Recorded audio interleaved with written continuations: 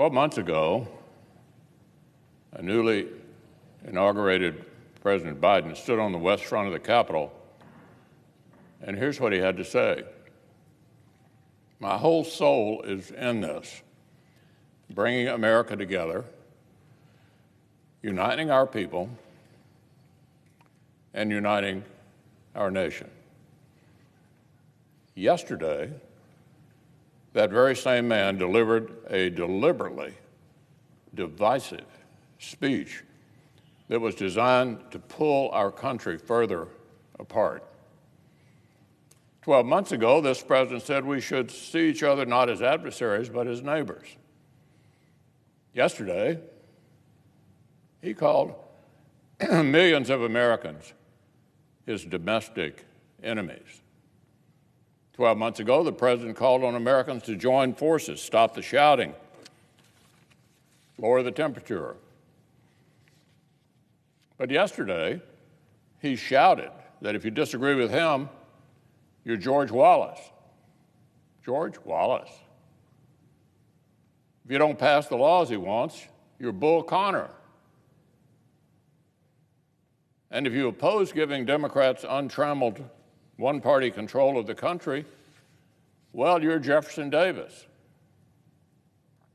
12 months ago, this president said disagreement must not lead to disunion.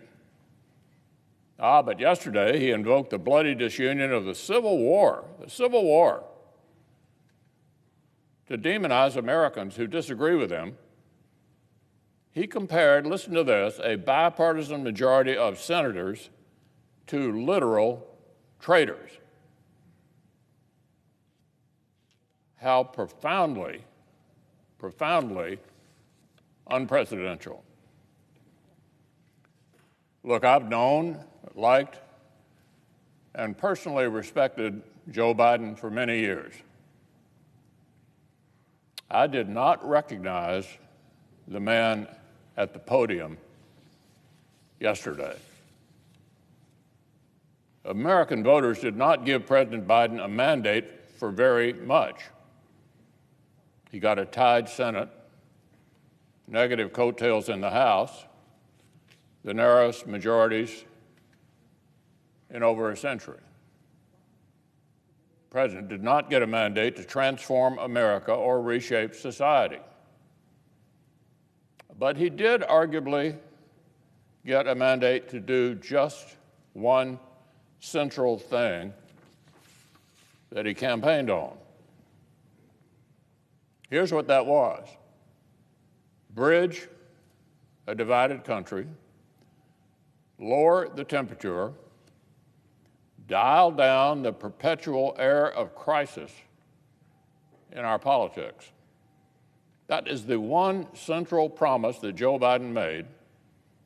It is the one job citizens actually hired him to do.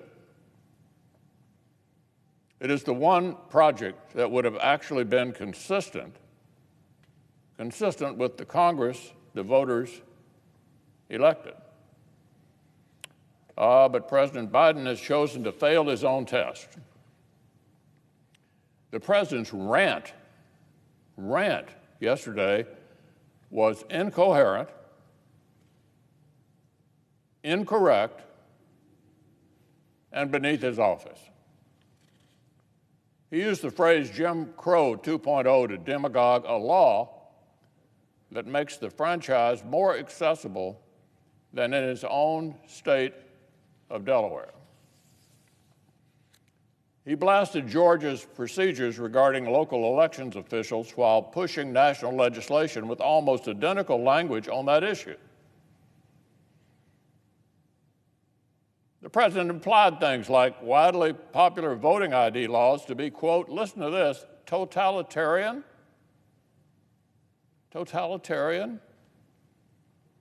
Ironically, on the same day, the Washington, D.C.'s Democratic mayor told citizens to bring both a photo ID and a vaccine card anytime they leave the house. The president repeatedly invoked the January 6th riot,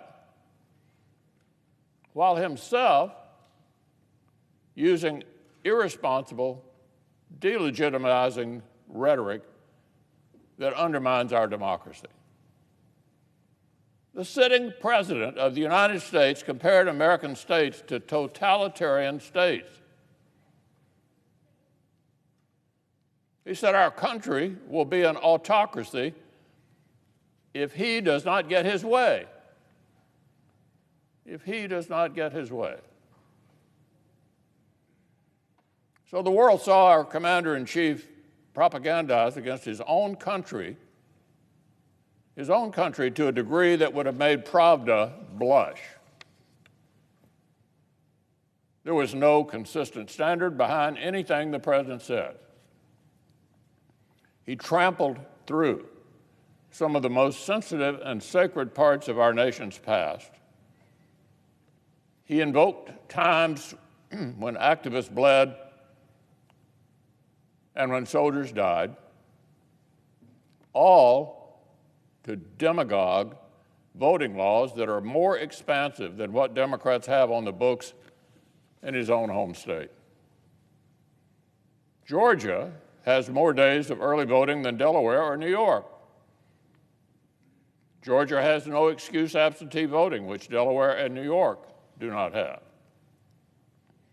If Georgia or Texas present Jim Crow emergencies, then so do a whole lot of Democratic-run states.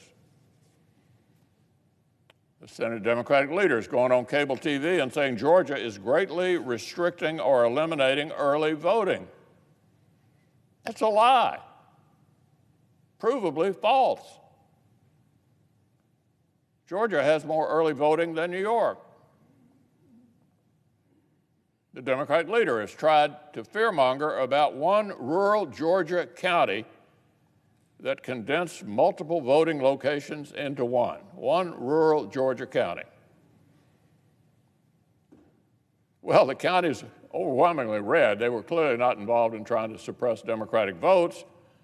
70% Republican in that one county in 2020. So take a step back for a minute. President Biden's story is that democracy is on death's door.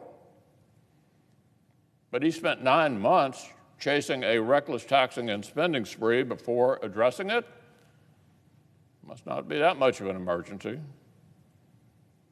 Citizens are meant to believe a return of Jim Crow is on the table. But this was only President Biden's 6th priority after he was blocked from spending $5 trillion on windmills and welfare. Democrats' own behavior refutes their false hysteria.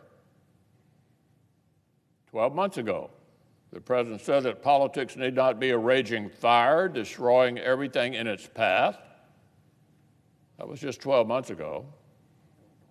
But yesterday, he poured a giant can of gasoline on the fire.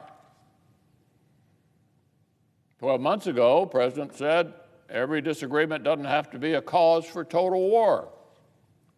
But yesterday, he said anyone who opposes smashing the Senate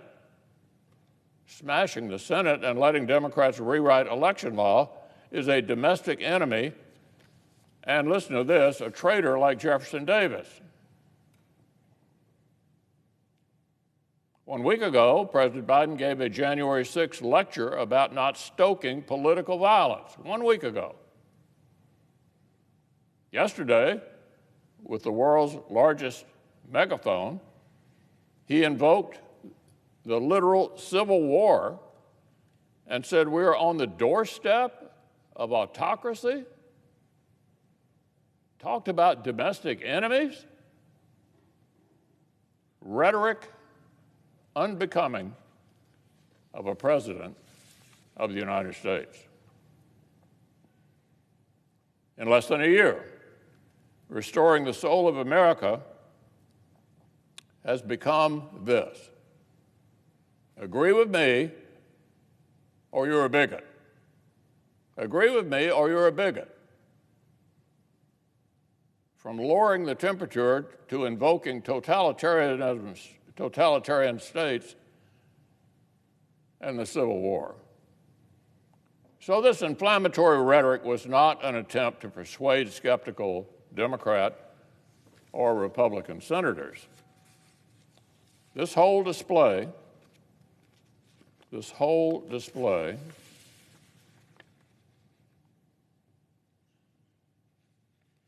fact, you could not invent a better advertisement for the legislative filibuster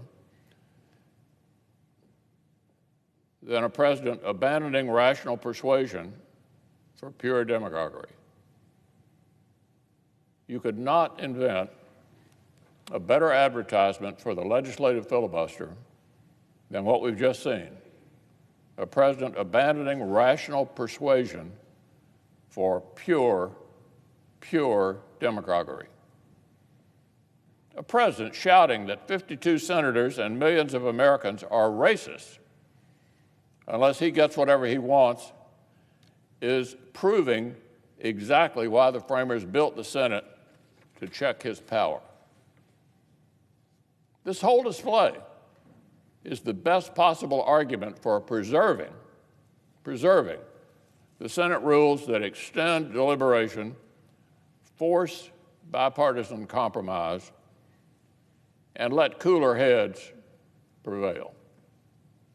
Nothing proves it better than this episode. It offers a perfect case study in why Senator Biden was right about the filibuster and President Biden is wrong. One respected scholar explained it this way: the smallest majority we've ever seen in our politics is trying to change the rules for how people get elected in every single state. That's just about the best argument for the filibuster you could possibly imagine. So, Mr. President, the citizens of the greatest country in the world deserve for their elected officials to treat them like grown-ups. The adults of America deserve to hear from the adults in Washington, D.C. So I'll close with some basic truths. Obviously, our country is more divided than it should be, no doubt. In recent years, I have vocally criticized people across the political spectrum who have sought to legitimize elections when they win and delegitimize democracy when they're polling badly or when they lose. I criticized top Democrats' hysteria after 2016 when their rhetoric had 66% of Democrats across America falsely convinced that Russia had hacked our voting machines and changed the tallies. 66% of Democrats thought that after 2016. I criticized Speaker Pelosi and House Democrats who spent the run-up to 2020 hyping conspiracy theories and suggesting the election would presumptively be illegitimate if their side lost. In December 2020 and January of last year, our side of the aisle defended our constitutional process despite political pressure, and we had, of course, a literal mob. But now it is President Biden and Leader Schumer and other Washington Democrats who don't like their poll numbers, so they're reversing their tune yet again. The people who spent November 2020 through January 21 preaching sermons about the strength and the sanctity of our democracy are now undertaking to delegitimize the next election in case they lose it. We have a sitting president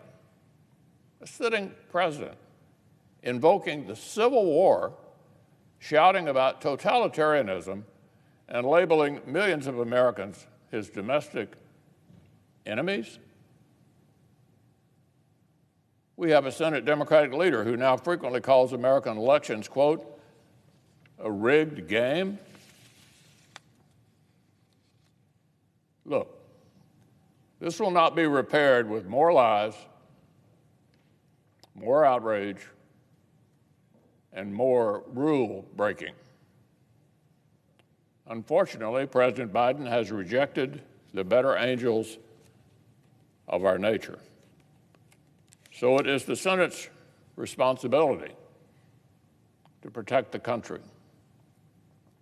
This institution was constructed as a firewall against exactly the kind of rage and false hysteria we saw on full display yesterday. It falls to the Senate to put America on a better track. It falls to us. So this institution cannot give in to dishonorable tactics. We cannot surrender to this recklessness. We have to stand up, stand strong, protect the Senate, and defend the country.